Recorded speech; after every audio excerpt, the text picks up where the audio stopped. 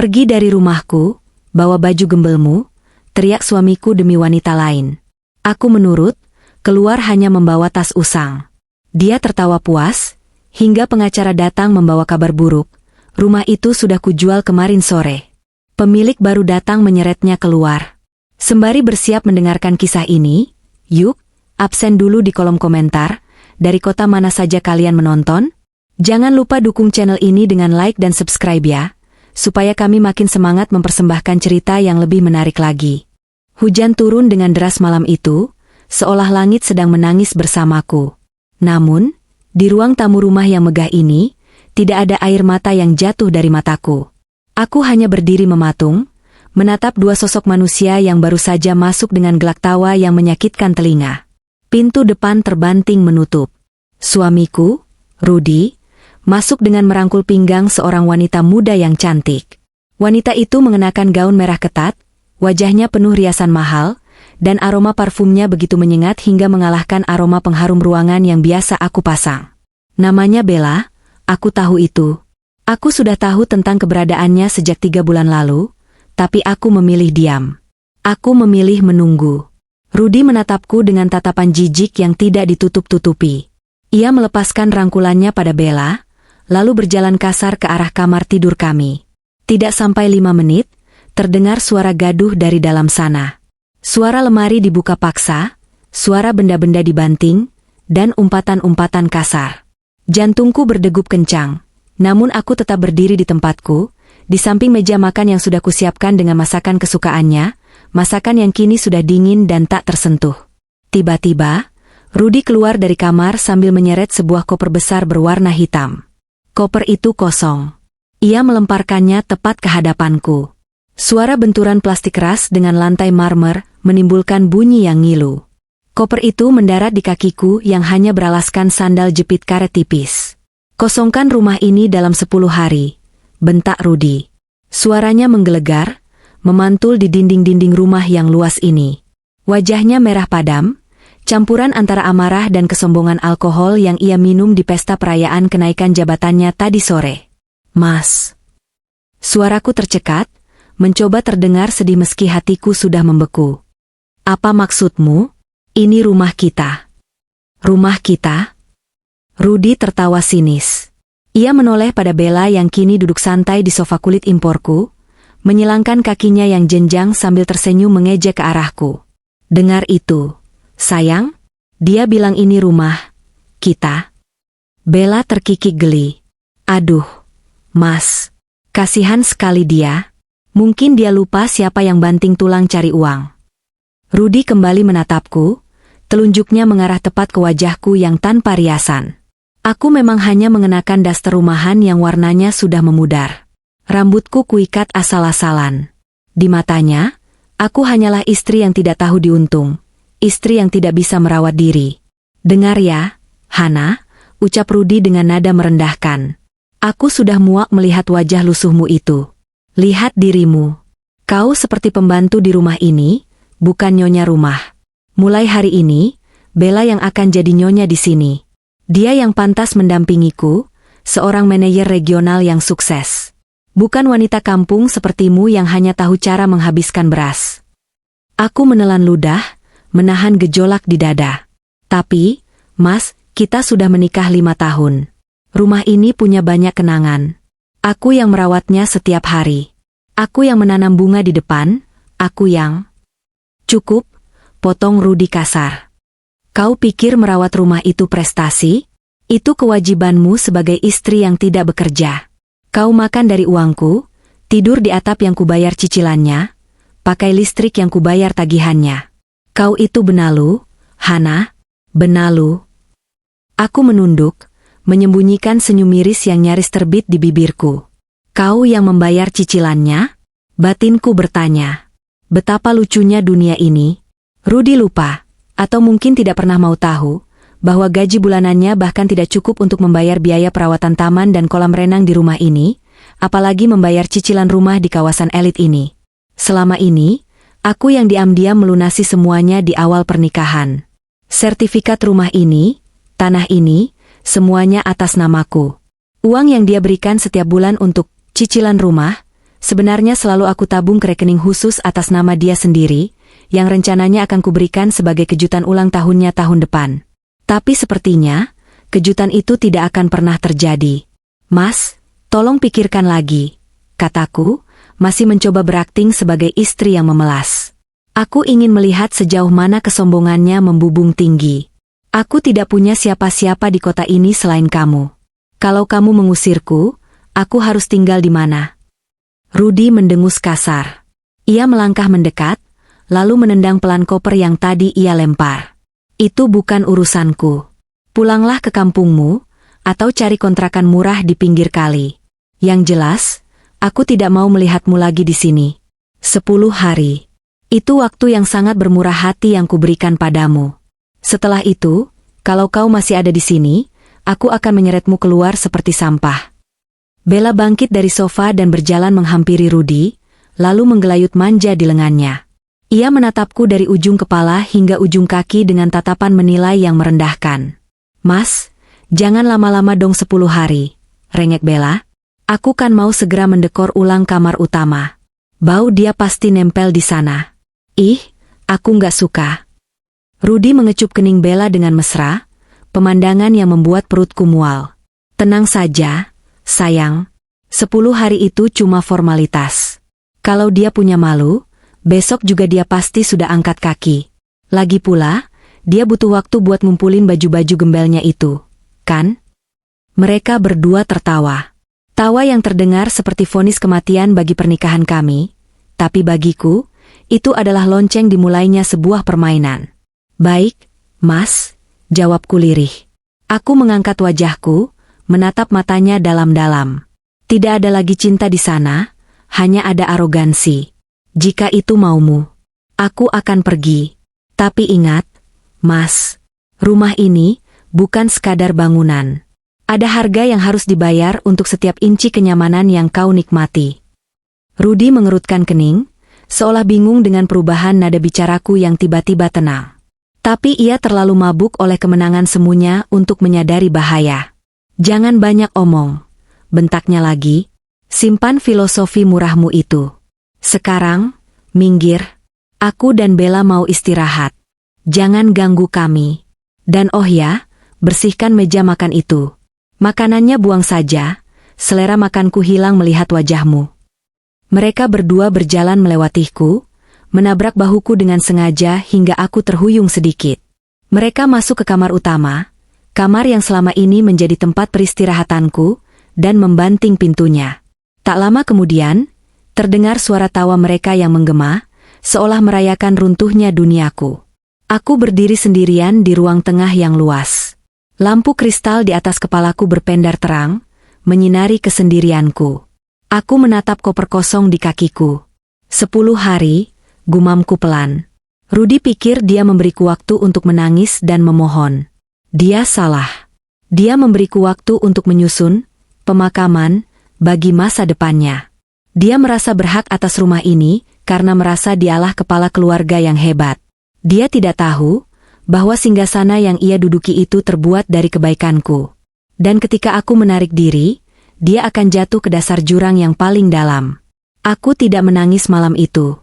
Aku membereskan makanan di meja makan, membuang semuanya ke tempat sampah seperti perintahnya. Saat membuang makanan itu, aku juga membuang sisa-sisa rasa hormatku pada laki-laki bernama Rudy. Malam itu, aku tidur di kamar tamu yang kecil di lantai bawah.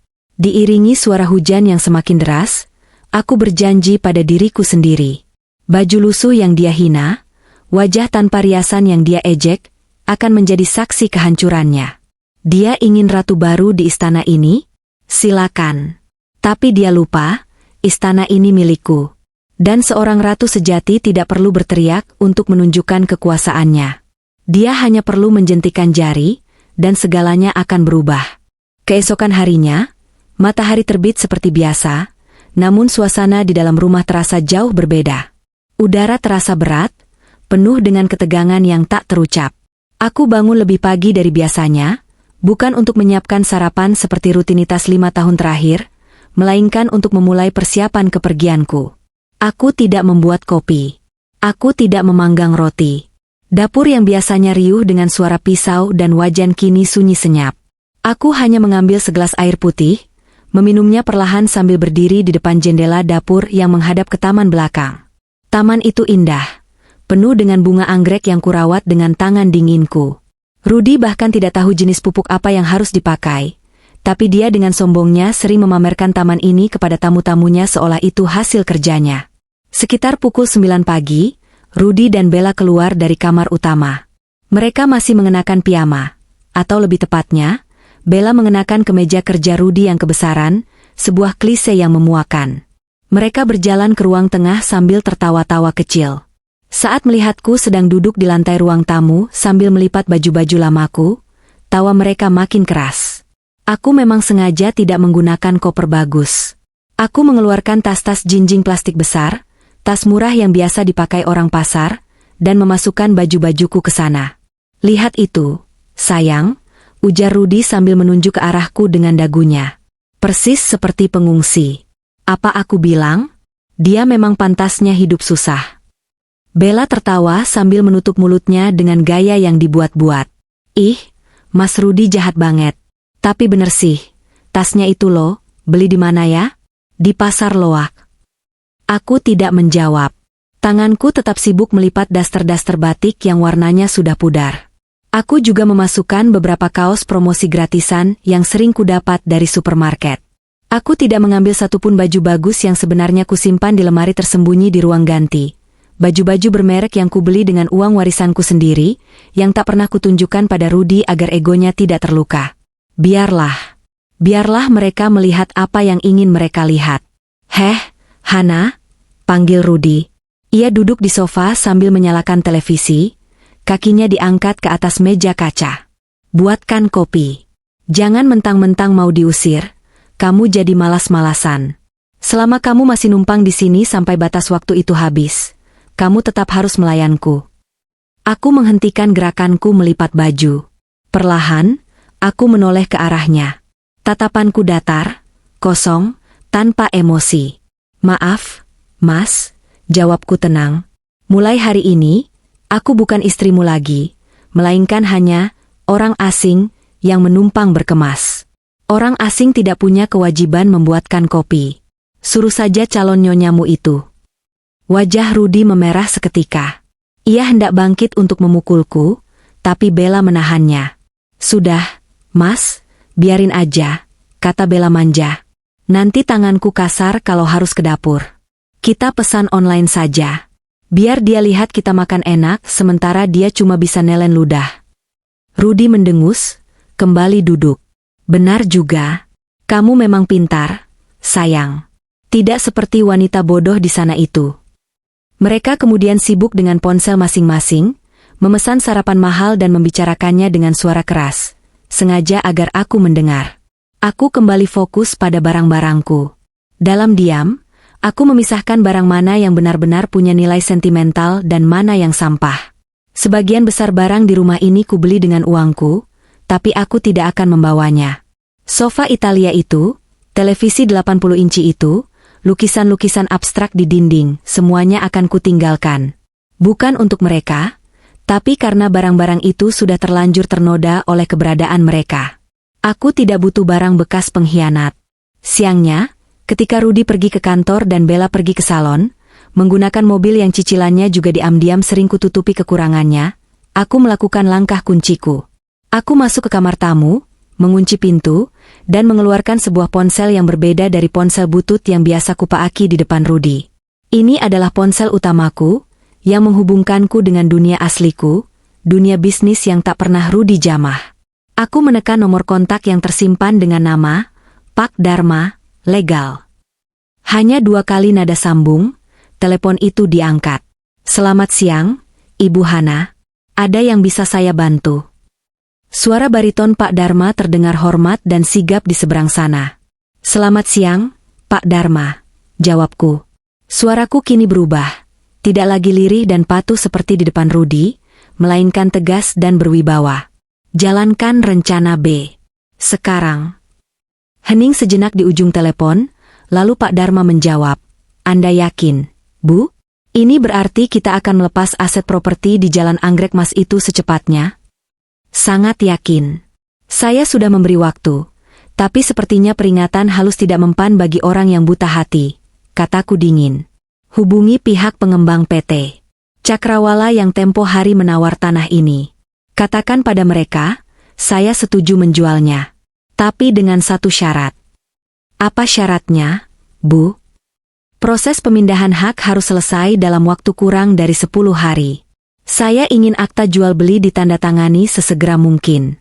Dan pastikan klausul pengosongan lahan dilakukan secara ketat dan tanpa negosiasi. Dimengerti, Bu? Kebetulan CEO PT Cakrawala adalah rekan lama almarhum ayah Ibu, beliau pasti akan memprioritaskan ini. Dokumen akan saya siapkan hari ini juga. Kapan Ibu bisa tanda tangan? Besok. Saya akan menemui Bapak di kantor. Jangan sampai ada surat yang dikirim ke rumah ini sebelum waktunya. Saya ingin memberikan kejutan perpisahan. Baik, Bu Hana. Akan saya laksanakan. Apakah ada instruksi lain mengenai Pak Rudi? Aku menatap pantulan wajahku di cermin lemari. Wajah yang lelah, namun mataku menyala dengan api pembalasan. Biarkan dia menikmati mimpi indahnya beberapa hari ini, Pak. Biarkan dia merasa terbang setinggi langit. Karena semakin tinggi dia terbang, semakin hancur badannya saat jatuh nanti. Siap, Bu. Sambungan telepon terputus. Aku menarik napas panjang, lalu menghembuskannya perlahan. Rasanya separuh beban di dadaku terangkat. Aku keluar dari kamar tamu dan kembali melanjutkan kegiatanku mengepak baju-baju lusuh ke dalam tas plastik. Sore harinya, Rudi pulang dengan wajah berseri-seri. Dia membawa beberapa teman kantornya untuk pesta kecil-kecilan di rumah. Hana, minggir. Jangan nampang di ruang tamu, bikin malu aja. Usir Rudi saat melihatku masih di sudut ruangan. Masuk ke gudang atau kemana kek? Teman-temanku mau datang. Aku menurut tanpa bantahan. Aku menyeret tas-tas plastikku ke lorong belakang dekat dapur. Dari sana, aku bisa mendengar suara tawa mereka. Teman-teman Rudi memuji rumah, milik Rudi, yang besar dan mewah. Mereka memuji keberhasilan Rudi mendapatkan wanita secantik Bella. Hebat kamu, Ruth. Rumah gedong, bini muda cantik. Memang laki-laki sejati, seru salah satu temannya. Ya dong. Laki-laki itu harus berani ambil keputusan. Yang lama kalau udah nggak guna ya dibuang aja, ganti yang baru dan lebih fresh. Jawab Rudi dengan bangga, diikuti gelak tawa yang membahana. Aku mendengarkan semuanya sambil duduk di kursi plastik di dapur kotor. Hatiku tidak lagi sakit. Justru, aku merasa kasihan. Mereka sedang menertawakan kebodohan mereka sendiri. Nikmatilah, Mas. Tertawalah sepuasmu malam ini. Pamerkanlah rumah yang kau klaim sebagai milikmu itu. Karena sesungguhnya, saat ini kau sedang berpesta di atas tanah yang sudah bukan lagi menjadi pijakanmu. Waktumu tinggal menghitung hari, dan jarum jam itu terus berdetak menuju kehancuranmu. Hari ke-10 tiba lebih cepat dari yang kubayangkan. Namun rasanya juga selambat siput yang merayap di atas bara api. Sejak pagi, rumah ini sudah tidak lagi terasa seperti tempat perlindungan bagiku. Udaranya sesak, dipenuhi aura kemenangan semu yang ditebarkan oleh Rudi dan Bella. Ini adalah batas waktu terakhir yang diberikan suamiku, mantan suamiku, untuk angkat kaki dari istana yang sebenarnya kubangun dengan keringat dan warisan orang tuaku. Malam itu, bukannya suasana hening perpisahan yang kudapat, Rudi justru menggelar pesta. Ia mengundang teman-teman kantornya, kolega-kolega yang dulu sering memuji masakanku, untuk merayakan apa yang ia sebut sebagai Hari Kemerdekaan. Musik berdentum keras dari sound system mahal yang kubeli tahun lalu.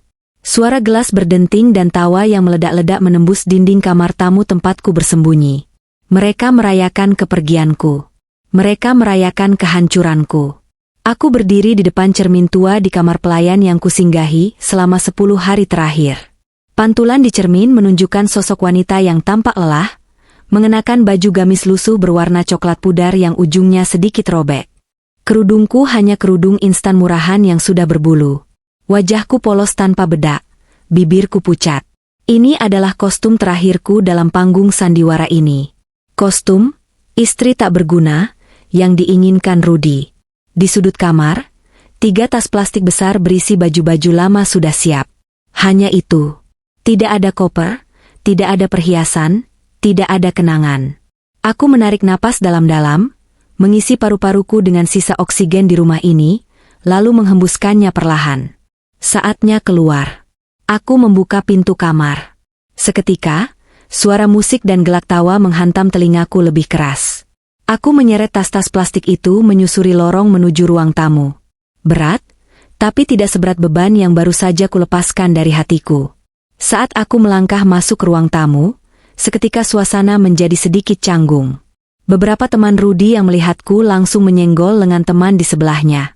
Musik tidak dimatikan, tapi volume obrolan mereka menurun drastis. Semua mata tertuju padaku. Tatapan mereka bermacam-macam. Ada yang kasihan, ada yang jijik, dan ada yang menahan tawa. Rudy sedang berdiri di tengah ruangan, memegang gelas wine, gelas kristal peninggalan ibuku, dengan satu tangan, sementara tangan lainnya merangkul pinggang Bella. Bella tampak bersinar malam itu, mengenakan gaun malam berkilauan yang harganya mungkin setara dengan jatah belanja dapurku selama 3 bulan versi Rudy. Wah, lihat siapa yang akhirnya keluar dari sarangnya. Seru Rudy lantang, memecah keheningan canggung itu. Suaranya sedikit serak karena alkohol.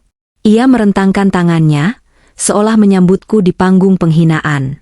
Teman-teman, beri tepuk tangan untuk mantan nyonya rumah yang malam ini resmi pensiun. Beberapa teman dekat Rudy, penjilat-penjilat yang selalu membenarkan tindakannya, tertawa dan bertepuk tangan. Bella ikut terkikik, menutup mulutnya dengan gaya dibuat-buat. Aduh, Mas, kasihan lo. Lihat itu bawaannya, celetuk Bella dengan nada manja yang menyebalkan. Itu tas kresek pasar ya? Ya ampun, Mbak Hana, mau pindah rumah atau mau memulung? Gelak tawa meledak lagi. Kali ini lebih keras. Wajahku tetap datar. Aku tidak menunduk. Aku menegakkan kepalaku, menatap mereka satu persatu. Tatapanku berhenti pada Rudy. Aku sudah siap pergi, Mas, kataku pelan, namun suaraku terdengar jelas di antara jeda musik. Rudy berjalan mendekatiku, langkahnya sedikit sempoyongan. Ia berhenti tepat di hadapanku, menatapku dari atas ke bawah dengan tatapan merendahkan yang begitu menyakitkan. Bau alkohol menguar kuat dari napasnya. Baguslah, katanya sinis. Aku kira kau akan menangis dan sujud di kakiku minta belas kasihan. Ternyata kau cukup tahu diri. Ia merogoh saku celananya, mengeluarkan dompet kulit tebal, lalu menarik beberapa lembar uang berwarna merah. Dengan gerakan kasar, ia melempar uang-uang itu ke wajahku. Lembaran kertas itu berhamburan, jatuh ke lantai di sekitar kaki sandalku. Itu, ambil, perintahnya. Anggap saja pesangon. Buat ongkos ojek atau buat beli nasi bungkus. Aku sedang berbaik hati hari ini karena jabatanku naik, dan aku punya wanita cantik di sebelahku. Jangan sampai orang bilang aku menelantarkan mantan istri yang gembel. Teman-temannya bersorak, memuji kebaikan hati Rudy. Aku membiarkan uang itu berserakan di lantai. Tidak satu pun kusentuh. Harga diriku tidak bisa dibeli dengan recehan yang ia lemparkan. Aku menatap mata Rudy lekat-lekat. Di sana, aku tidak melihat penyesalan. Hanya ada kepuasan ego yang meluap-luap. Dia merasa menang. Dia merasa di atas angin.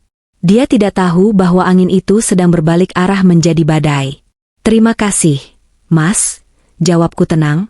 Simpan saja uangmu. Kamu akan lebih membutuhkannya daripada aku. Rudy mengerutkan kening, tersinggung dengan penolakanku. Sombong sekali kau. Sudah miskin, belagu. Ambil atau ku injak tanganmu. Sudah, Mas, Bella menarik lengan Rudy. Biarkan saja dia pergi. Bau apek bajunya bikin sesak napas teman-temanmu. Usir saja cepat.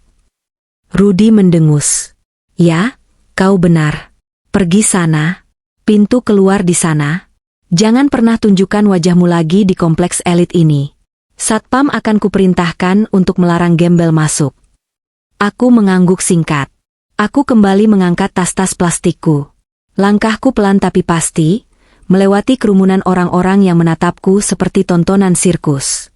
Saat aku mencapai pintu depan yang terbuka lebar, aku berhenti sejenak. Angin malam berhembus masuk, dingin menusuk tulang. Tapi di luar sana, kebebasan menungguku. Aku menoleh ke belakang untuk terakhir kalinya. Rudy masih berdiri di sana, tertawa bersama Bella, mengangkat gelasnya tinggi-tinggi. Nikmatilah selagi bisa, Mas, gumamku pelan, nyaris tak terdengar oleh siapapun kecuali diriku sendiri dan mungkin malaikat pencatat amal. Waktumu tidak banyak. Tertawalah sepuasmu malam ini, karena besok, air mata pun tak akan cukup untuk mewakili penyesalanmu. Apa kau bilang? Teriak Rudy yang samar-samar mendengar gumamanku. Masih berani menggerutu? Selamat tinggal, Mas, ucapku lantang, lalu melangkah keluar. Pintu rumah itu tidak kututup kembali. Kubiarkan terbuka, membiarkan angin malam mengacaukan pesta mereka. Aku berjalan menuruni tangga teras, melewati taman bunga anggrek yang akan segera mati karena tidak ada yang merawatnya. Di gerbang rumah, sebuah taksi online yang sudah kupesan diam-diam telah menunggu.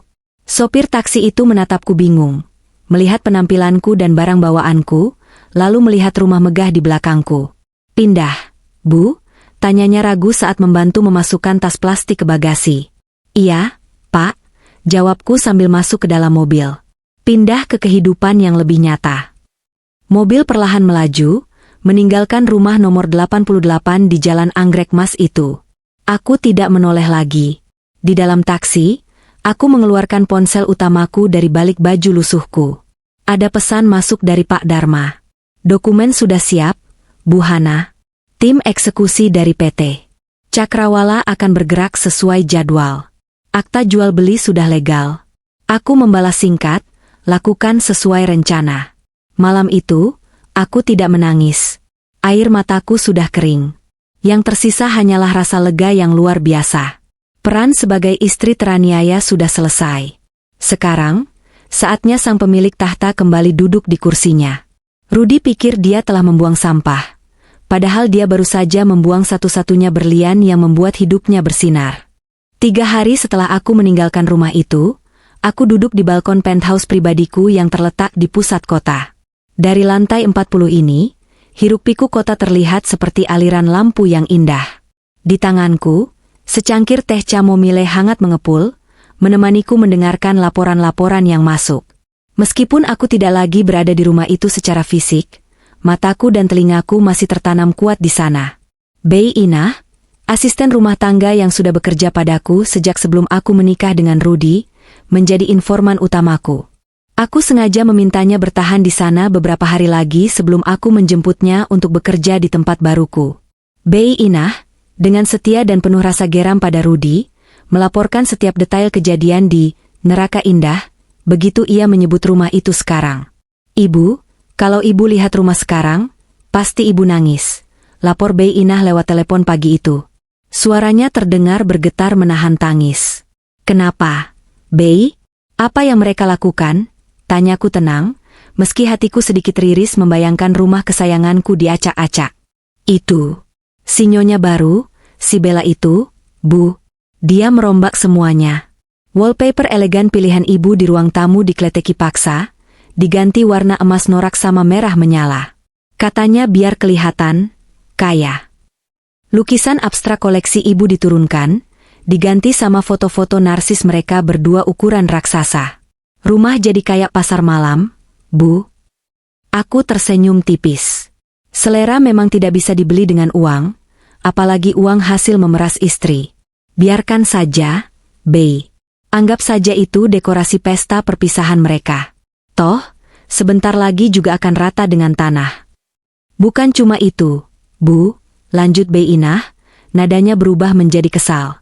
Pak Rudy sekarang lagaknya kayak Raja Fir'aun. Satpam kompleks, Pak Asep yang baik itu, kemarin dibentak-bentak cuma gara-gara telat buka gerbang pas Pak Rudy pulang. Pak Asep sampai diancam mau dipecat. Katanya, saya ini orang kaya di sini, kamu cuma kuli. Ya Allah, Bu, padahal dulu Pak Rudy kalau gajian saja sering pinjam uang saya buat beli rokok. Aku menghela napas. Kesombongan Rudy memang sudah mendarah daging, tapi sekarang tampaknya sudah mencapai stadium akhir. Tanpa aku sebagai rem, dia melaju tanpa kendali menuju jurang. Sabar ya, Bei. Bilang sama Pak Asep, jangan diambil hati. Sebentar lagi, Raja, itu akan turun tahta, hiburku. Kehidupan mewah semu yang dijalani Rudi dan Bella benar-benar menggelikan. Dari laporan Pak Dharma, aku tahu bahwa Rudi mulai menggunakan kartu kredit secara membabi buta. Dia membeli furnitur baru, memesan catering mahal setiap hari, dan membelikan Bella perhiasan. Dia tidak sadar bahwa tagihan-tagihan itu menumpuk. Surat-surat tagihan listrik, air, dan internet yang biasanya langsung aku lunasi begitu sampai, kini menumpuk di meja konsol di ruang tamu. Rudi, dalam kebodohannya, mengira bahwa fasilitas-fasilitas itu gratis atau otomatis terbayar. Dia lupa bahwa selama ini akulah sistem otomatis itu. Puncaknya terjadi pada hari kelima. Ini adalah bagian favoritku dari laporan yang kuterima. Pagi itu, Rudi hendak pergi bermain golf dengan rekan-rekan bisnis barunya. Dia ingin pamer bahwa dia adalah anggota VIP Clubhouse di perumahan elit itu. Keanggotaan itu sebenarnya atas namaku, bagian dari paket pembelian rumah premium yang kubeli lunas. Selama ini, Rudi bisa menggunakannya karena aku mendaftarkannya sebagai anggota keluarga, suami. Namun, status itu sudah berubah. Menurut cerita Bei Inah yang mendengar dari sopir tetangga, Rudi datang ke Clubhouse dengan gaya selangit. Dia membawa tas golf barunya, memakai kacamata hitam, dan berjalan dengan dagu terangkat. Saat dia menempelkan kartu aksesnya di gerbang masuk otomatis, lampu indikator berkedip merah. Bunyi bip panjang terdengar menyakitkan telinga. Rudi mencoba lagi, masih merah. Dia mulai panik karena teman-temannya sudah menunggu di dalam. Dia memanggil petugas resepsionis dengan kasar. Ini mesin kalian rusak ya? Saya mau masuk. Saya Rudi, pemilik rumah nomor 88, bentaknya. Petugas resepsionis, yang sudah menerima memo dari manajemen properti, yang tentunya sudah dikoordinasikan oleh Pak Dharma, mengecek komputer dengan tenang. Maaf, Pak Rudi, kata petugas itu sopan tapi tegas. Akses Bapak sudah diblokir oleh pemegang hak utama keanggotaan, Ibu Hana. Status Bapak di sistem kini tercatat sebagai non-anggota. Jadi Bapak tidak diperkenankan masuk ke area VIP. Wajah Rudi pucat pasi, lalu berubah merah padam karena malu. Apa? Hana? Wanita gembel itu? Jangan ngaco kamu. Dia itu cuma istri yang sudah saya usir. Rumah itu milik saya. Maaf, Pak. Di sistem kami, pemilik properti dan pemegang hak akses adalah Ibu Hana. Bapak hanya terdaftar sebagai beneficiari atau penerima manfaat. Karena statusnya dicabut oleh pemilik utama, maka akses Bapak hangus. Silakan Bapak keluar, antrean di belakang Bapak sudah panjang. Rudi berdiri mematung. Teman-temannya yang melihat dari lobi mulai berbisik-bisik dan tertawa kecil. Rasa malu itu pasti membakar ulu hatinya. Dia tidak punya pilihan selain berbalik dan pulang dengan menahan amarah yang meledak-ledak. Sesampainya di rumah, dia mengamuk. Dia membanting vas bunga, yang untungnya sudah diganti Bella dengan vas plastik murahan, dan berteriak memanggil nama Hana. Kurang ajar. Berani-beraninya dia memblokir aksesku. Awas kau Hana, kalau ketemu akan kuhabisi. Teriaknya, seperti yang ditirukan Bei Inah. Dia mencoba meneleponku. Tentu saja, nomor lama yang dia hubungi sudah tidak aktif. Dia mencoba menghubungi orang tuaku, tapi mereka sudah tiada. Dia benar-benar terisolasi dalam kemewahan yang mulai retak.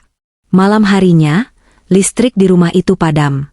Bukan karena pemadaman bergilir, tapi karena aku sengaja meminta PLN untuk memutus sementara aliran listrik atas namaku untuk proses pemindahan meteran. Bei Inah bercerita bagaimana Bella menjerit histeris karena gelap gulita dan AC mati.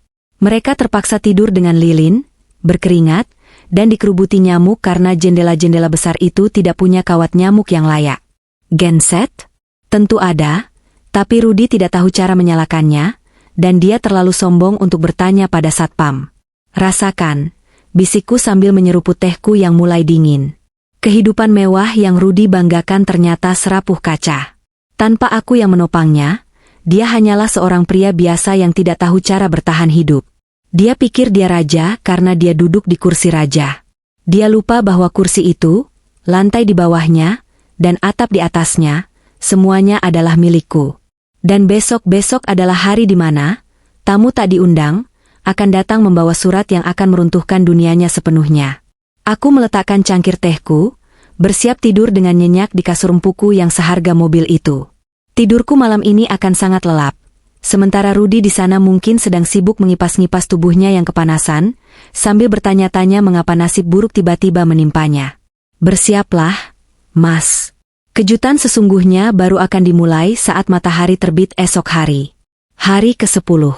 Ini adalah hari keramat yang ditunggu-tunggu, atau lebih tepatnya, hari penghakiman bagi Rudy.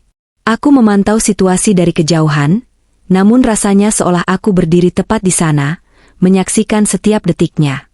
Laporan dari tim Pak Dharma dan sisa-sisa informasi dari Bei Inah yang hari ini resmi pamit dari rumah itu, memberiku gambaran yang sangat jelas. Pagi itu di rumah Jalan Anggrek Mas, suasananya suram. Bukan karena cuaca mendung, melainkan karena aura penghuninya yang sudah diambang batas kewarasan. Listrik masih padam.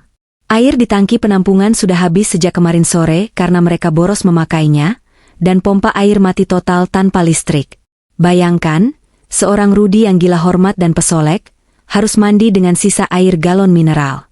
Bella, sang ratu baru, sudah uring-uringan sejak bangun tidur. Rambutnya lepek, wajahnya berminyak karena AC mati semalaman, dan dia terus-menerus mengomel tentang betapa tidak becusnya Rudy mengurus masalah teknis rumah. Mas, ini gimana sih? Masa kita kayak orang purba begini? Panas, Mas. Nyamuknya banyak banget. Keluh Bella sambil mengipas-ngipas wajahnya dengan majalah fashion. Rudy, yang sedang berusaha menyetrika kemeja kerjanya dengan setrika arang jadul yang entah dia temukan di mana, mungkin peninggalan gudang yang belum sempat kubuang, tampak frustrasi. Keringat bercucuran di pelipisnya. Sabar dong, sayang. Ini pasti ada korsleting di pusat. Nanti aku panggil teknisi terbaik. Kamu jangan berisik terus, kepalaku pusing, bentak Rudy. Ini pertama kalinya dia membentak Bella. Indah sekali. Sekitar pukul 10 pagi, saat Rudy sedang duduk di teras depan, berusaha mencari angin segar karena di dalam rumah seperti oven, sebuah mobil sedan hitam mewah perlahan memasuki pelataran carport. Itu bukan mobil sembarangan.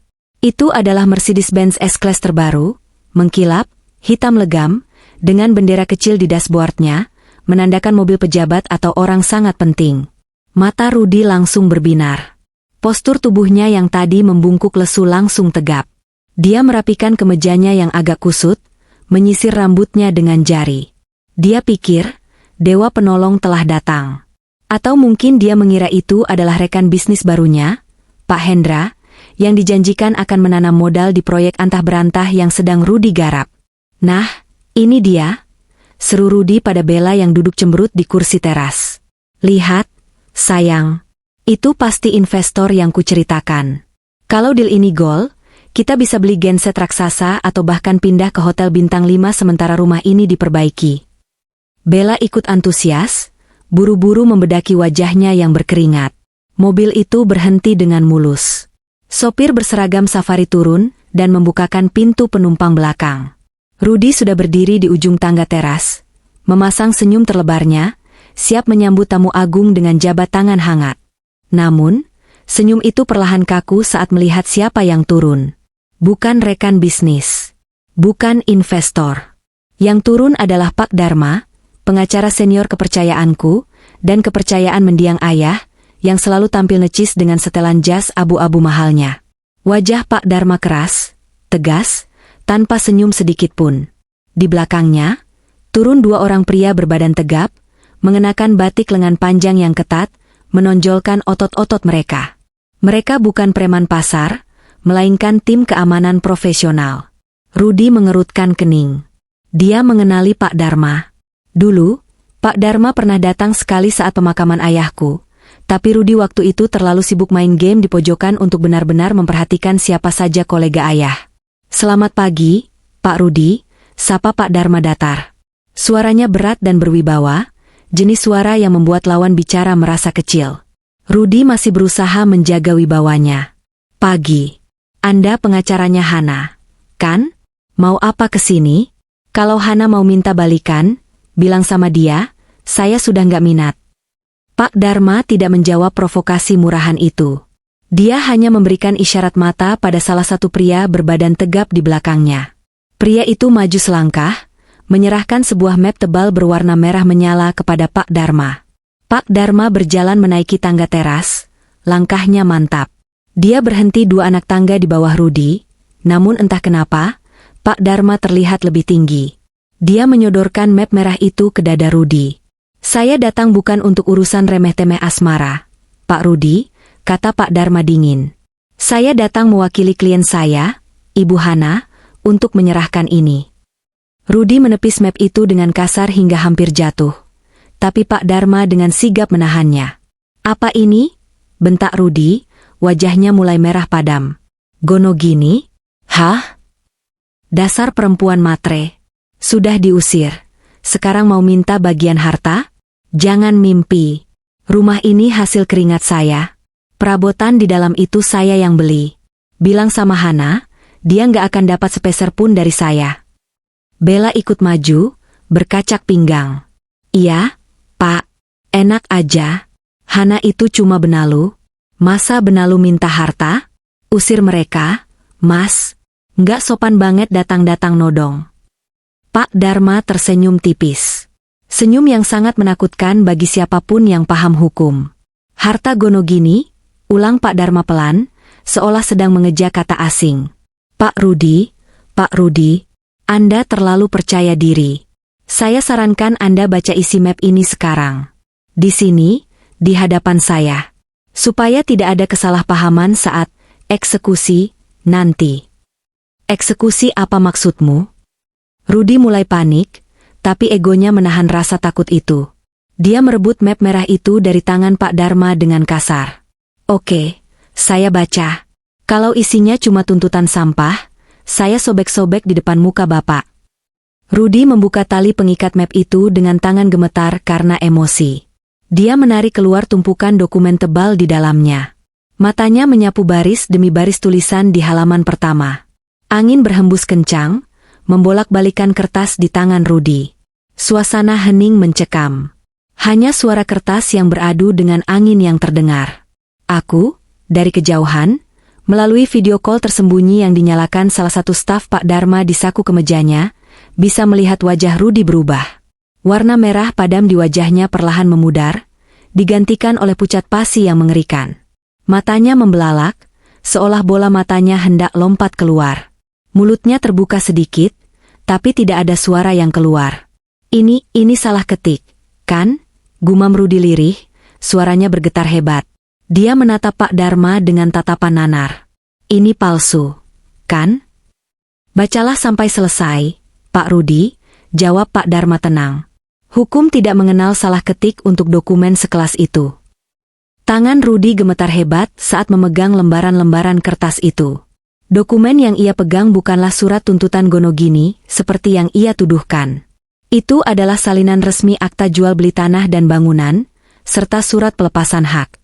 "Tidak mungkin," desis Rudi, keringat dingin mulai bercucuran di dahinya, lebih deras daripada saat dia kepanasan tadi. Bella yang penasaran langsung menyambar kertas itu dari tangan Rudi. "Apaan sih, Mas? Kok mukamu kayak mayat gitu? Sini aku baca." Bella membaca dengan cepat, lalu matanya ikut melotot. Dia memang tidak terlalu pintar, tapi dia bisa membaca kalimat yang dicetak tebal di bagian atas. "Pemilik sah, Nyonya Hana." Dan di bawahnya, ada akta baru yang menyatakan pemindahan hak kepada pihak lain. "Mas, kok nama pemiliknya Hana?" tanya Bella bingung. "Katanya rumah ini atas nama kamu? Katanya kamu yang beli?" Rudi terdiam. Lidahnya keluh. Kebohongan yang ia bangun selama 5 tahun di depan semua orang, termasuk di depan dirinya sendiri, kini runtuh seketika di hadapan selembar kertas legal. Pak Dharma maju selangkah, suaranya kini terdengar seperti palu hakim yang mengetuk meja vonis. "Fakta pertama," ujar Pak Dharma lantang. "Rumah ini, beserta tanah seluas 500 meter persegi ini, adalah warisan mutlak dari orang tua Ibu Hana. Sertifikat hak milik sejak awal tercatat atas nama Hana Puspita. Tidak pernah ada nama Rudi di sana. Anda hanya menumpang, tidur dan makan selama 5 tahun. Bohong, teriak Rudi, berusaha menyangkal kenyataan. Saya yang bayar cicilannya. Saya transfer uang tiap bulan. Uang 5 juta rupiah yang Anda transfer itu, potong Pak Dharma dengan nada geli. Pak Rudi, cicilan rumah di kawasan ini minimal 25 juta per bulan. Uang 5 juta Anda itu bahkan tidak cukup untuk membayar tagihan listrik dan perawatan kolam renang. Ibu Hana yang menutup semua kekurangannya. Ibu Hana yang melunasi pokok hutangnya diam-diam. Anda secara harfiah dibiayai oleh istri Anda. Rudi mundur selangkah, kakinya lemas. Harga dirinya sebagai laki-laki hancur berkeping-keping. Dia merasa telanjang di hadapan orang-orang ini. Tapi itu belum bagian terburuknya. Lanjut Pak Dharma, nadanya semakin dingin. Fakta kedua. Silakan lihat tanggal di akta jual beli itu. Rudi menatap kertas itu lagi. Tanggalnya, 1 hari sebelum dia mengusir Hana. Tepat sehari sebelum Anda mengusir Ibu Hana dengan cara yang sangat tidak manusiawi. Jelas Pak Dharma, Ibu Hana telah menandatangani kesepakatan penjualan aset ini kepada PT Cakrawala, sebuah perusahaan pengembang properti raksasa. Transaksi sudah lunas. Dana sudah masuk. Dijual? Bisik Rudi, suaranya hampir hilang. Rumah ini sudah dijual? Benar. Jadi, status rumah ini sekarang bukan lagi milik Hana, dan jelas bukan milik Anda.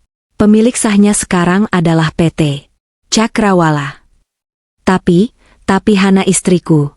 Dia tidak bisa menjual harta bersama tanpa persetujuanku. Rudi mencoba mencari celah, menggunakan argumen hukum yang dia dengar dari sinetron. Pak Dharma tertawa kecil, tawa yang kering dan tajam. Harta bersama? Ini harta bawaan, Pak Rudi. Warisan. Dalam perjanjian pranikah yang Anda tanda tangani tapi malas Anda baca dulu, tertulis jelas bahwa harta warisan tetap menjadi hak masing-masing. Hana berhak melakukan apa saja terhadap asetnya, termasuk menjualnya kepada perusahaan keluarganya sendiri. Ya, PT Cakrawala sebenarnya adalah perusahaan milik paman dari pihak ibuku. Aku menjualnya kepada mereka untuk dijadikan perluasan proyek apartemen, dengan syarat pembayarannya ditahan dulu sebagai dana abadi untuk yayasan sosial yang kukelola. Uangnya tidak kumasukkan ke kantong pribadi, karena aku tidak butuh uang hasil penjualan kenangan. Aku hanya butuh alat untuk menghancurkan kesombongan Rudi. Jadi, Rudi tergagap, menatap sekeliling teras rumah yang megah itu. Pilar-pilar kokoh, marmer Italia, lampu kristal, semuanya tiba-tiba terasa asing. Jadi, sambung Pak Dharma tegas, memotong lamunan Rudi. Sejak 10 hari yang lalu, Anda tinggal di sini secara ilegal. Anda adalah penghuni liar. Penyerobot lahan orang lain. Bella menjerit kecil. Mas, jadi kita gelandangan dong? Kamu bilang kamu kaya. Kamu bilang rumah ini punya kamu. Penipu. Bella memukul dada Rudi dengan tas tangannya. Rudi tidak membalas. Dia terlalu shock. Dunianya berputar. Tiba-tiba, suara deru mesin berat terdengar dari kejauhan. Tanah bergetar sedikit. Apa itu? Tanya Rudi panik. Pak Dharma menyingkir sedikit ke samping, memberi jalan pandang ke arah gerbang kompleks. Nah, itu dia, kata Pak Dharma santai sambil melihat jam tangannya. Tepat waktu. Di depan pagar rumah, 2 unit buldozer berwarna kuning cerah berhenti, diikuti oleh sebuah truk yang membawa puluhan petugas keamanan berseragam biru dongker bertuliskan PT Cakrawala. Seorang pria berpakaian proyek, lengkap dengan helm putih dan rompi oranye, turun dari salah satu kendaraan. Dia membawa toa, pengeras suara. Perhatian kepada penghuni rumah nomor 88. Suara toa itu menggelegar, memecahkan keheningan siang itu. Tetangga-tetangga mulai keluar dari rumah mereka, menonton drama gratis ini. Saya perwakilan dari pemilik baru lahan ini. Sesuai surat perintah pengosongan yang sudah kami kirimkan 3 hari lalu namun diabaikan, hari ini kami akan melakukan pengambil alihan aset. Kami beri waktu 15 menit untuk mengamankan barang berharga. Karena bangunan akan segera kami ratakan untuk proyek jalan akses. Rudi membelalak. Diratakan? Besok? Gila, ini rumah mewah. Pak Dharma menepuk bahu Rudi pelan, seolah sedang menepuk debu. Bukan besok, Pak Rudi. Hari ini, sekarang. Pemilik baru tidak butuh bangunannya. Mereka butuh tanahnya. Tapi barang-barangku, baju-bajuku, TV baruku. Rudi histeris. Dia berlari masuk ke dalam rumah, tersandung karpet, bangun lagi, dan berlari seperti orang gila. Bella, bantu aku kemasi barang. Cepat, teriak Rudi dari dalam. Tapi Bella tidak bergerak. Dia berdiri di teras, menatap Rudi dengan tatapan jijik yang sama persis seperti tatapan Rudi padaku 10 hari lalu. Nggak sudi, desis Bella. Aku nggak mau ikutan gila sama kamu. Dasar miskin. Penipu. Bella merogoh ponselnya, memesan taksi online dengan jari gemetar. Dia bahkan tidak masuk untuk mengambil baju-bajunya yang ada di lemari. Dia hanya memegang tas tangan mahalnya, yang dibeli pakai kartu kredit Rudi yang sebentar lagi macet, dan berjalan cepat meninggalkan rumah itu tanpa menoleh lagi pada Rudi yang sedang pontang-panting di dalam. Pak Dharma memberi kode pada petugas keamanan PT Cakrawala. Bantu dia mengemasi barangnya. Lemparkan saja ke trotoar. Sesuai instruksi Ibu Hana, perlakukan dia persis seperti dia memperlakukan koper istrinya dulu. Para petugas berbadan kekar itu masuk ke dalam rumah. Tak lama kemudian, terdengar suara gaduh.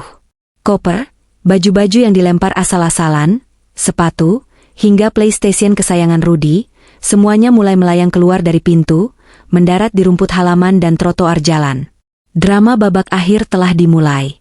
Dan Rudi, sang raja palsu, kini sedang dipaksa turun tahta dengan cara yang paling memalukan. Kekacauan yang terjadi di Jalan Anggrek Mas nomor 88 siang itu, adalah sebuah tontonan yang memilukan sekaligus memuaskan. Dari layar tablet yang kupegang di kantorku yang sejuk, aku menyaksikan bagaimana sebuah kerajaan kecil yang dibangun di atas kesombongan runtuh dalam hitungan menit. Tim keamanan dari PT Cakrawala tidak main-main. Mereka bekerja dengan efisiensi yang menakutkan, seolah-olah mengosongkan rumah adalah pekerjaan harian mereka, yang mungkin memang benar adanya. Mereka tidak membentak, tidak memukul, tapi ketegasan gerak tubuh mereka membuat Rudi tidak berkutik. Rudi berlarian ke sana kemari seperti ayam kehilangan induk. Wajahnya pucat, keringat membanjiri kemeja kerjanya yang kini sudah tak berbentuk. Ia mencoba menyelamatkan televisi layar datar 80 inci kebanggaannya. Dengan susah payah ia memeluk televisi itu, berusaha membawanya keluar. Namun, kabelnya tersangkut kaki meja. Tolong, jangan ditarik. Ini mahal. Teriak Rudi histeris saat seorang petugas keamanan mencoba mengambil alih televisi itu untuk mempercepat proses. Maaf, Pak. Kami harus mengosongkan area dalam 15 menit. Bapak terlalu lambat, ucap petugas itu datar. Dengan satu sentakan kuat, petugas itu mengangkat televisi besar itu seolah benda itu seringan kapas, lalu membawanya keluar. Rudi mengejar di belakangnya, tersandung-sandung karpet yang juga sedang digulung paksa oleh petugas lain. Di luar, di trotoar jalan yang panas menyengat, barang-barang Rudi mulai menumpuk. Bukan tumpukan yang rapi. Baju-bajunya yang mahal, jas-jas bermerek, kemeja sutra, dilempar begitu saja ke atas rumput kering. Koleksi sepatu kulitnya berserakan, satu di selokan, satu di aspal. Stik golf yang ia agung-agungkan tergeletak menyedihkan di samping tong sampah. Pemandangan itu mengingatkanku pada malam aku diusir. Saat itu, Rudi melempar koper kosong ke kakiku. Sekarang, semesta mengembalikan perbuatan itu dengan bunga berbunga. Barang-barangnya diperlakukan persis seperti sampah. Karena di mata pemilik baru lahan, barang-barang itu memang hanya penghalang proyek. Dan Bella? Wanita itu. Kesetiaan seorang pelakor ternyata setipis kulit bawang. Bella berdiri di pinggir jalan, memeluk tas tangan Hermes, yang aku tahu itu palsu, tapi Rudi membelinya dengan harga asli karena ditipu penjual. Dia tidak membantu Rudi sama sekali. Dia sibuk memaki-maki operator taksi online lewat telepon, karena penjemputan yang lama. Bella, bantu aku angkat sofa ini. Ini kulit asli, teriak Rudi dari teras, wajahnya memerah karena menahan beban sofa single-seater yang ia seret sendirian. Bella menoleh, menatap Rudi dengan tatapan yang bisa membekukan air mendidih. Kamu gila ya, Mas? Aku lagi pakai heels. Lagian ngapain aku bantu kamu? Kamu itu penipu. Kamu bilang rumah ini punya kamu, ternyata kamu cuma numpang. Kamu bilang kamu kaya, ternyata miskin. Sayang, jangan begitu. Ini cuma salah paham administrasi. Nanti aku urus. Rudy masih mencoba menyangkal kenyataan, napasnya tersengal-sengal. Salah paham gundulmu, sembur Bella kasar. Itu pengacara sudah bawa bukti sah. Kamu itu gembel, Mas. Gembel yang sok kaya. Aku nyesel mau sama kamu. Tahu gini mending aku sama Pak Haji toko emas sebelah. Sebuah mobil MPV hitam berhenti di depan mereka. Taksi pesanan Bella. Tanpa membuang waktu, Bella langsung membuka pintu mobil. Bella, kamu mau kemana? Jangan tinggalkan aku. Rudy melepaskan sofa yang dipegangnya, membiarkannya jatuh terguling menimpa pot bunga, dan berlari mengejar Bella. Ia mencengkeram lengan wanita itu. Bella menghempaskan tangan Rudy dengan jijik. Lepas. Jangan sentuh aku pakai tangan kotormu. Kita putus. Jangan cari aku lagi. Kalau kamu berani datang ke kosanku, aku teriak maling. Bella masuk ke dalam mobil dan membanting pintu. Mobil itu melaju pergi, meninggalkan debu yang menerpa wajah Rudy. Rudy berdiri terpaku, menatap mobil itu menghilang di tikungan. Bahunya merosot turun. Dalam sekejap, ia kehilangan rumah, kehilangan harga diri, dan kehilangan wanita yang demi dia, Rudy rela membuang istri sahnya. Tapi penderitaan Rudy belum selesai. Kepala keamanan proyek mendekatinya. Pak, waktu habis. Area ini harus steril sekarang juga. Silakan Bapak keluar dari pagar halaman. Bulldozer mau masuk. Tapi saya mau tidur di mana? Tanya Rudy lirih, matanya kosong. Itu bukan urusan kami, Pak. Silakan. Dua orang petugas menggiring Rudy keluar pagar dengan paksa namun tanpa menyentuhnya, hanya dengan menggiring langkahnya. Begitu kaki Rudy menyentuh aspal jalan umum, pintu gerbang besi rumah itu langsung didorong menutup dan digembok dengan rantai besar. Tanda peringatan besar berwarna merah dipasang di pagar, properti milik PT Cakrawala. Dilarang masuk. Area proyek. Rudy berbalik badan, menatap rumah megah yang selama 5 tahun ini ia banggakan sebagai simbol kesuksesannya. Rumah tempat ia sering mengadakan pesta, tempat ia merendahkan aku, tempat ia merasa menjadi raja. Sekarang, rumah itu tertutup baginya selamanya. Dia merogoh saku celananya, mengeluarkan ponselnya dengan tangan gemetar. Aku melihat dari layar pemantau bahwa dia sedang mencoba menelepon seseorang. Aku tahu siapa yang dia hubungi. Ponsel di mejaku bergetar, tapi layarnya gelap. Itu adalah nomor lamaku yang sudah kunonaktifkan, namun notifikasinya tetap masuk ke sistemku sebagai laporan panggilan gagal. 1 kali, 2 kali, 10 kali. Rudy mencoba meneleponku. Dia pasti berpikir bahwa Hana yang bodoh dan penurut itu akan luluh jika dia merengek. Dia pikir aku masih akan mengangkat telepon dan mendengarkan bualannya. Halo, halo. Hana, angkat teleponnya. Sialan, teriak Rudy pada ponselnya, frustrasi. Dia membanting ponsel itu ke aspal hingga layarnya retak, lalu memungutnya lagi dengan penyesalan. Tetangga-tetangga mulai berkerumun. Bu RT, yang selama ini sering dicemooh Rudy karena dianggap bawel, berdiri di barisan depan sambil geleng-geleng kepala. Pak Rudy, Pak Rudy. Makanya, kalau hidup itu jangan mendongak terus ke atas. Sakit lehernya kalau jatuh. Sindir Bu RT tajam, yang disambut tawa kecil ibu-ibu lain. Kasihannya, ternyata rumahnya punya istrinya. Istrinya diusir, ternyata kualat instan. Bisik tetangga yang lain, cukup keras untuk didengar Rudy. Rudy menutupi wajahnya dengan kedua tangan. Dia duduk berjongkok di pinggir trotoar, di antara tumpukan baju dan barang rongsokannya. Matahari siang itu bersinar terik, membakar kulitnya, tapi aku yakin rasa panas di hatinya jauh lebih menyiksa. Dia sendirian. Benar-benar sendirian di tengah keramaian orang yang mencemoohnya. Aku mematikan layar tabletku. Pemandangan ini sudah cukup. Tahap pengusiran telah selesai. Sekarang tinggal menunggu babak terakhir, penyadaran. Aku memutar kursi kerjaku, menatap pemandangan kota dari balik jendela kaca gedung pencakar langit. Siapkan mobil, kataku melalui interkom kepada sopir pribadiku. Kita akan jalan-jalan sore ini. Aku ingin melihat matahari terbenam di Jalan Anggrek Mas. Sudah saatnya aku menampakkan diri. Bukan untuk kembali, tapi untuk memberikan salam perpisahan yang layak. Sebuah penutup yang akan menghantuinya seumur hidup. Matahari mulai condong ke barat, melukis langit dengan warna jingga kemerahan yang dramatis.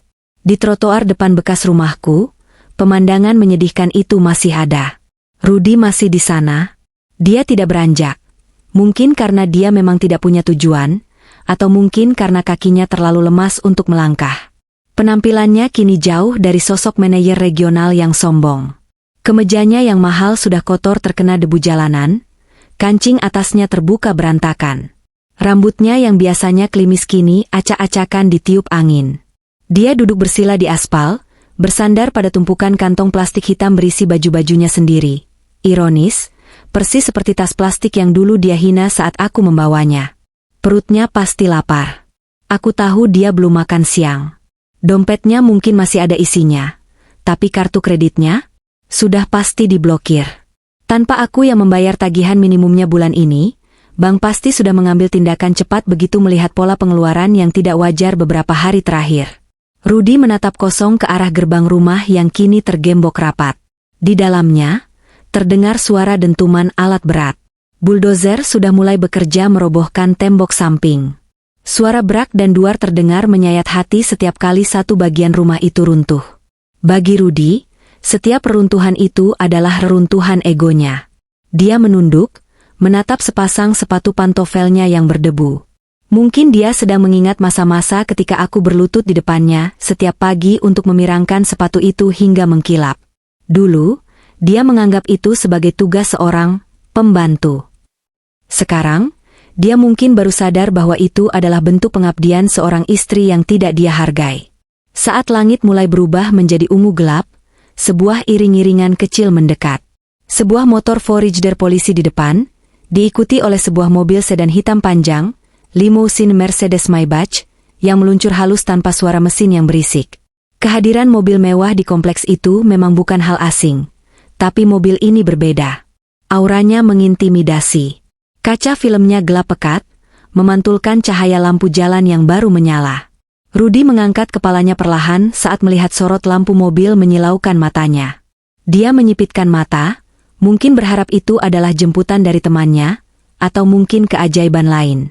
Mobil itu melambat tepat di depan tempat Rudy duduk menggelandang. Sangat pelan, seolah sengaja ingin memamerkan keanggunannya di depan kehancuran Rudy. Mobil itu berhenti. Mesinnya tetap menyala halus. Rudy berdiri dengan susah payah, kakinya kesemutan. Dia mendekat ragu-ragu ke arah mobil itu. Harapan bodoh muncul di matanya. "Pak Hendra? Pak Bos?" panggilnya serak, mengira itu atasan kantornya. Kaca jendela penumpang belakang perlahan turun. Suara desingan motor kaca jendela itu terdengar sangat jernih di tengah kesunyian senja. Saat kaca itu turun sepenuhnya, mata Rudy membelalak lebar. Mulutnya ternganga. Di dalam mobil yang sejuk dan berbau harum lavender mahal itu, duduklah aku. Tapi aku bukan Hana yang dia kenal. Aku bukan Hana yang memakai daster lusuh dan kerudung instan berbulu. Aku mengenakan blazer putih rancangan desainer terkenal yang membalut tubuhku dengan sempurna. Di leherku melingkar kalung berlian sederhana namun berkilau tajam tertimpa cahaya lampu kabin. Wajahku dirias tipis namun tegas, menonjolkan tulang pipi dan mataku yang tajam. Rambutku tertata rapi di balik kerudung sutra bermotif elegan. Aku sedang memangku sebuah tablet, seolah baru saja menyelesaikan urusan bisnis bernilai miliaran. Aku menoleh perlahan ke arahnya. Hanya menoleh. Tidak ada senyum, tidak ada kerutan marah. Ekspresiku sedingin es di kutub utara. Datar, tanpa emosi. Hana? Suara Rudy tercekat di tenggorokan. Dia melangkah maju, tangannya yang kotor hendak menyentuh pintu mobilku yang mengkilap. Pengawal pribadiku yang duduk di depan langsung membuka pintu dan keluar dengan sigap, menghalangi Rudy dengan satu tangan kekar. "Mundur. Jaga jarak Anda dari kendaraan ibu." Rudy terhuyung mundur, kaget dengan bentakan itu. Dia kembali menatapku, matanya mulai berkaca-kaca. Air mata penyesalan, atau mungkin air mata keputusasaan, mulai menggenang. "Hana, sayang ini kamu?" tanyanya dengan suara bergetar hebat. "Ya Tuhan, Hana maafkan aku. Aku salah. Aku hilaf. Tolong aku, Han. Lihat aku diusir. Aku nggak punya siapa-siapa. Bella meninggalkanku. Aku sadar sekarang, cuma kamu yang tulus sama aku." Aku tetap diam. Aku hanya menatapnya lekat-lekat. Menatap pria yang dulu kucintai, pria yang dulu kuberikan segalanya, kini tak lebih dari orang asing yang menyedihkan di pinggir jalan. "Han, ayo kita pulang," racau Rudi lagi, akal sehatnya mulai hilang. "Bawa aku pulang, Han. Kita mulai lagi dari nol.